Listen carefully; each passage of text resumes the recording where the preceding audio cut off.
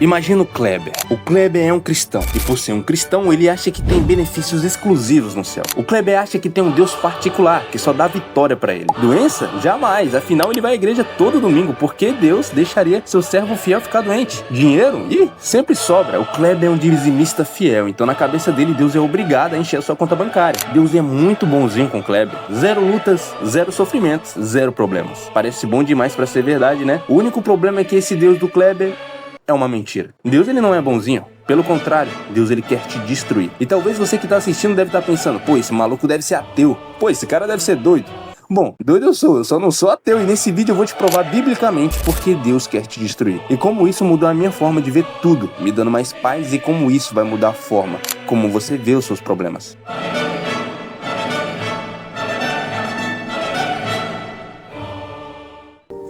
Um tempo atrás eu me encontrava às 3 horas da manhã debaixo do chuveiro, com uma grande indignação. Eu estava buscando muito a Deus nesse período, me consagrando, buscando santidade, lendo a Bíblia e fazendo o que agrada a Deus. Mas por que eu estava sofrendo? Por que a dor e o sofrimento me perseguiam cada vez que eu buscava me aproximar de Deus? O que estava acontecendo comigo? Por que estava sendo destruído e sofrendo mesmo buscando agradar a Deus? E por que ele não fazia nada para me ajudar? Ou acabar com esse sofrimento? Era como se ele estivesse apenas me vendo sofrendo e não fazendo nada. Só que eu não estava satisfeito com respostas clichês ou respostas prontas. Ah, esse sofrimento tem um propósito maior. Um verdadeiro cristão nunca se questiona por que está sofrendo. Não olhe para o lado negativo, veja o positivo. Essas respostas não eram suficientes e também não ajudavam tanto. Eu buscava algo lógico, que realmente fizesse sentido. Não frases pegas no TikTok de motivação que sua tia te manda às 7 horas da manhã. Até que eu comecei a observar algo um tanto interessante, um padrão curioso na Bíblia e na história. Deus, ele aparenta querer destruir as pessoas próximas dele que ele ama. Talvez alguns digam, claro que não, Deus nunca nos destruiria, Ele quer o nosso bem. Exato, é justamente por Deus querer o nosso bem que vamos ser quebrados por Ele. Podemos citar muitos que amaram a Deus e que faziam o que o agradava, mas de certa forma foi destruído fisicamente, emocionalmente e até espiritualmente por Ele. E por quê? Por que as pessoas que Deus ama, Ele quer destruir?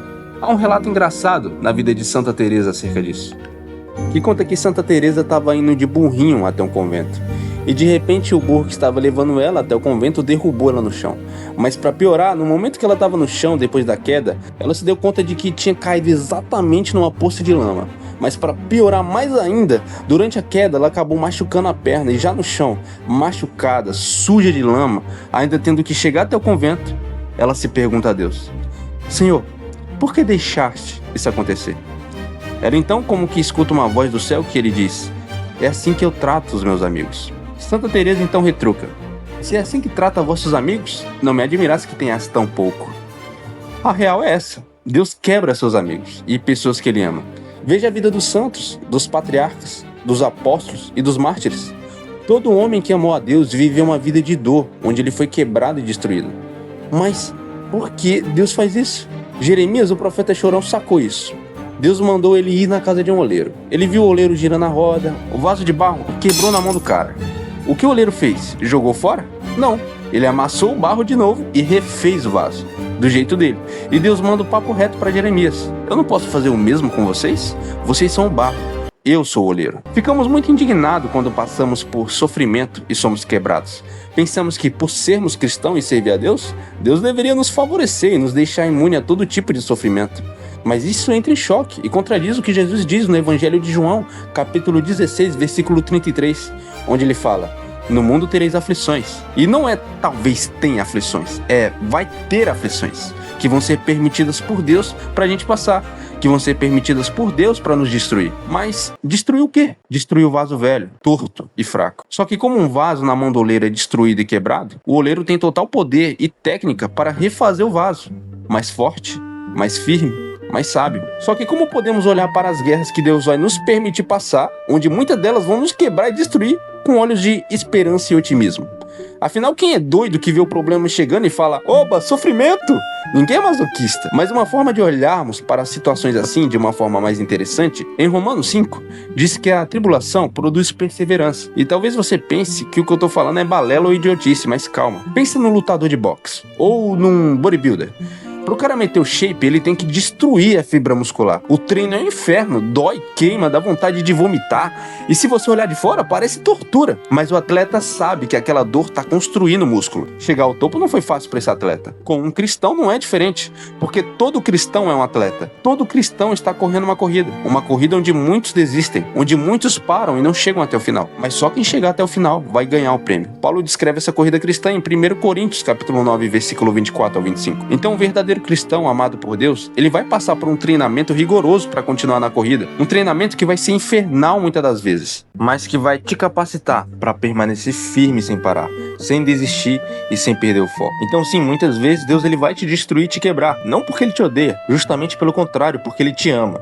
E por mais que pareça uma frase só para usar como desculpa pelo sofrimento que Deus está fazendo que você passe, tem lógica nisso. Sabe por quê? Se seu amigo da academia te ver sedentário, comendo fast food todo dia e com a saúde indo pro ralo, se ele for amigo de verdade, ele vai te arrastar pro treino, ele vai fazer você suar, ele vai fazer você sofrer no leg press. Porque ele te odeia? Não, porque ele vê potencial em você que você não vê. Michael Jordan não virou uma lenda porque nasceu pronto. Ele treinou num nível maníaco e ele teve treinos tão rigorosos que ninguém conseguia acompanhar. CR7 não é o melhor do mundo por sorte. O cara é uma máquina de disciplina. E também não teve uma vida fácil para chegar ao topo. E muitas pessoas sofreram muito para ser o melhor. Essa pessoa mesmo viu algum potencial nela, ou alguém viu um potencial nela. E muitas pessoas que são uma lenda hoje em dia, que são dignas de admiração, talvez você até conheça. Alguém que antes de ser essa pessoa importante e admirada que é hoje, passaram por momentos onde elas foram destruídas, onde passaram por situações complicadas, mas graças a essas porradas que receberam, resultou na pessoa que é hoje. E talvez você conheça alguém assim, talvez seu avô, a sua mãe, algum herói da fé. Nenhum deles foi forjado na maciota, eles foram forjados no fogo. A versão braba deles nasceu depois de muita porrada da vida, e devido a essas tribulações que eles passaram, tornaram essa pessoa que ele é hoje. Então perceba que tudo cooperou para o bem dessas lendas se tornarem o que elas são hoje. E quando eu digo tudo, não somente as partes boas, mas as partes ruins. Isso é muito interessante, porque em Romanos 8, 28, fala que todas as coisas cooperam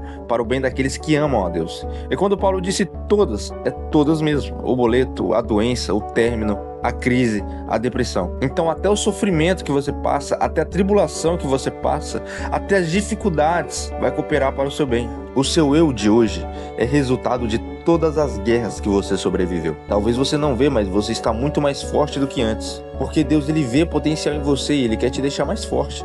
E para te deixar mais forte, ele vai ter que te levar para a guerra. Não para destruir você, mas para te tornar 1000 vezes mais forte do que você é hoje. Vai ter dias que você vai querer parar e vai querer desistir. Vai se sentir amassado, quebrado diante das dificuldades da vida. Mas o oleiro vai estar lá para te refazer mais forte. Enquanto estivermos nessa vida, vamos ter sim momentos de paz com Jesus, mas também vamos ter muitas guerras.